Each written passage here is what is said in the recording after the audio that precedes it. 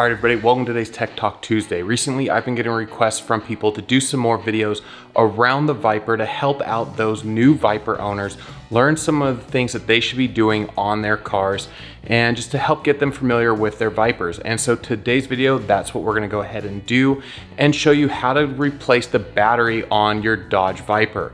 Now, normally I wouldn't do a video on how to replace the battery on your car, but on the Dodge Viper, it's in a special location, not under the hood like most of your normal vehicles. As you can tell by behind me, I've got the rear wheel off because that's actually where the battery is located on these cars. It's behind the rear wheel. So the battery on the Dodge Viper is located behind this inspection panel here.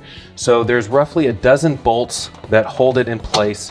I've gone ahead and removed most of them. And then we go ahead and just work this plate out here. And voila, battery's hidden right there behind this inspection cover. So we've got the inspection plate here in my hand. It's just a hard plastic piece and it's got 11 bolts that are holding it in place. So you go ahead,